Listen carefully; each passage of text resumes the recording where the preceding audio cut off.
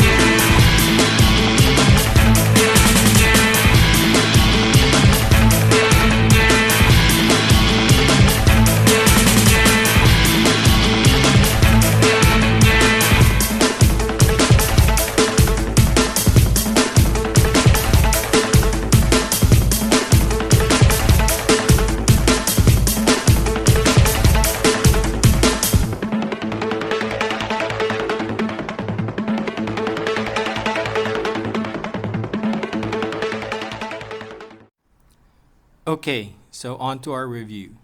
So this set has two minifigures, and this is the first one. Of course, since this is the penguin chase, and of course, so we're chasing the penguin. So the penguin in this Batman movie is being played by Colin Farrell. So the last Colin Farrell role that I know that he had was that in the Fantastic Beast series, and he was playing Percival Graves. And I can't help but notice that this minifigure pretty much looks like Percival Graves. Now, don't get me wrong, because there's a lot more detail on his face, but it's pretty much the vibe that I'm getting is that this is based off of Percival Graves, and that probably Lego didn't see what Colin Farrell really looks like in the movie because of secrecy. So they just based it off of his last minifigure, which is kind of disappointing, but I guess that's what Lego had to work with. Of course, he has this faces here and at the back. He also has an angry face. And looking at the torso, there's some fine details here at the back, but I like his tuxedo look here at the front. So to me, this is a pretty good minifigure. It has a lot of details at the torso and at the leg printing, but it still gives me that Percival Graves vibe. So of course, this wouldn't be a Batman set without Batman. So this is the new Batman minifigure from the Batman movie. And from the trailers, I thought that the bat suit would have been all black. I'm not sure why Lego went gray with this one.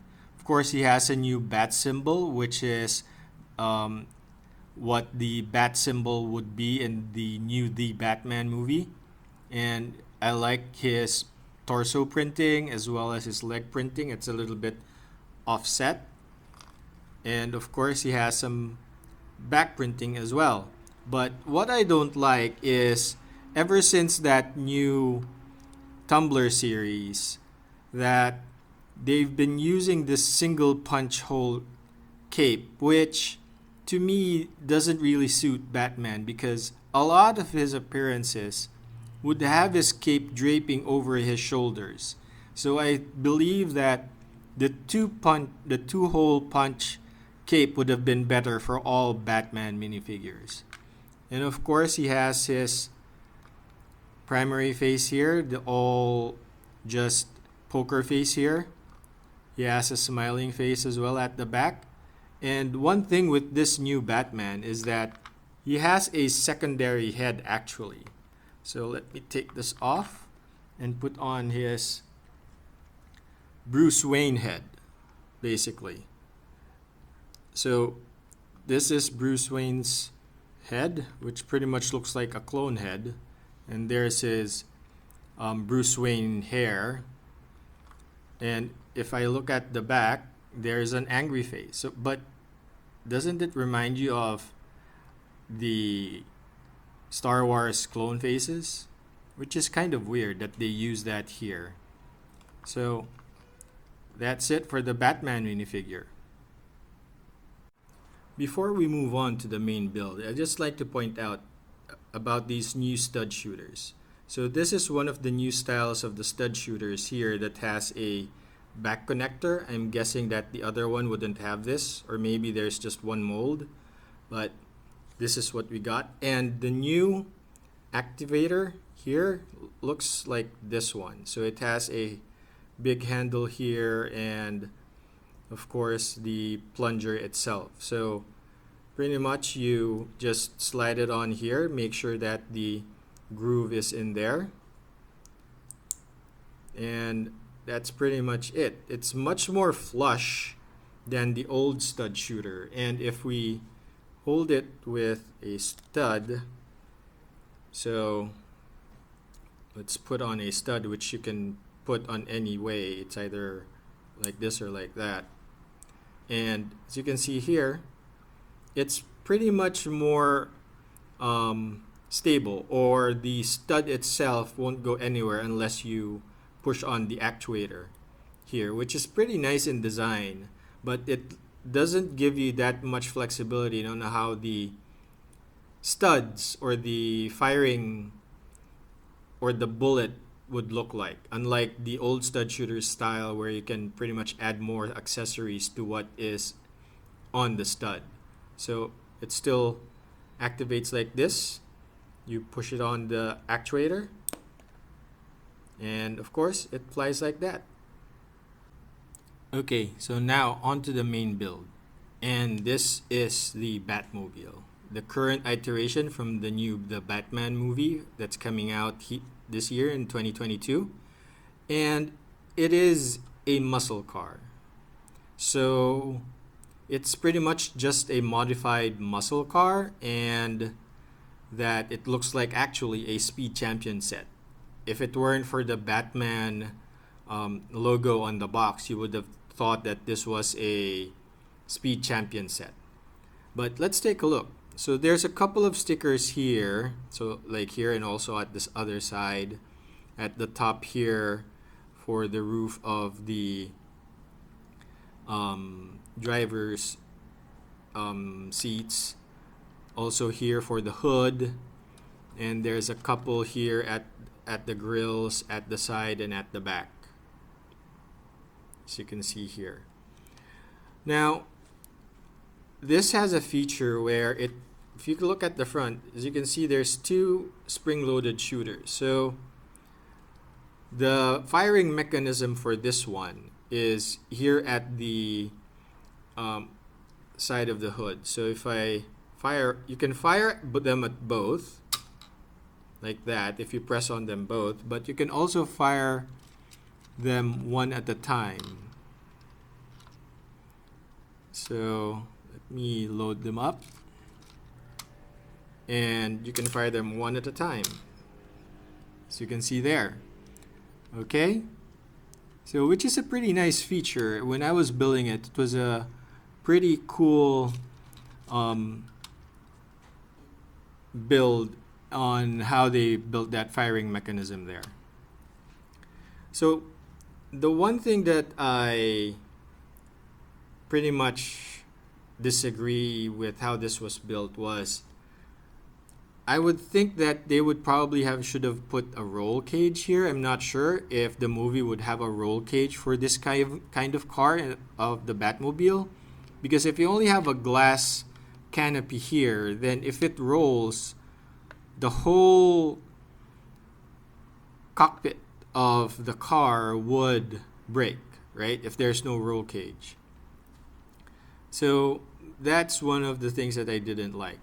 I like the effects that they have here for the engine as well as the booster here, but I don't know if there's an engine at the front and an engine at the back, because so you can see here at the back there's a pretty good detail for the engine parts here. So there's pistons here that are made from the newer piece here. As you can see, there's also some more stickers there, and there's a flame here. So I'm not sure if this is an afterburner engine and if there's an engine as well here, or how it all works. I don't understand. So there's also some stickers inside the driver's area where you can see here there's the gear shift, and then there's a control panel here at the side.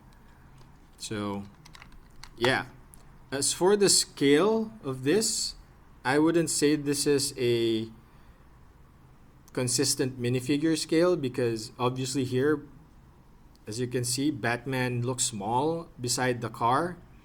Probably in the movie the car is not so big.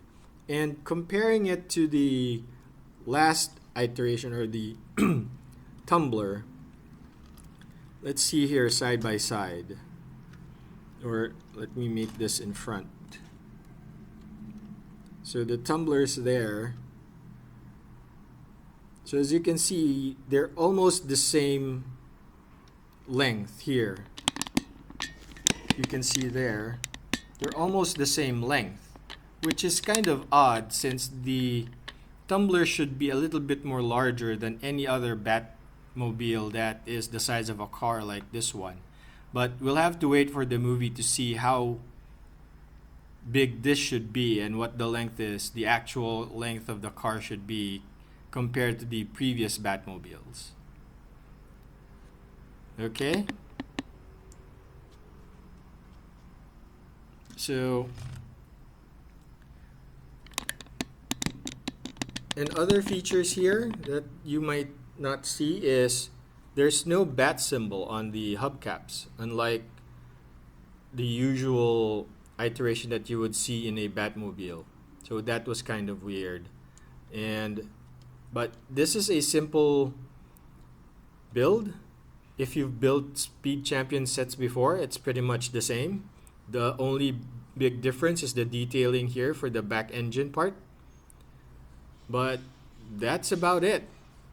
And that's about it for my review of the Lego set 76181, the Batmobile Penguin Chase, and hope that the movie is pretty good.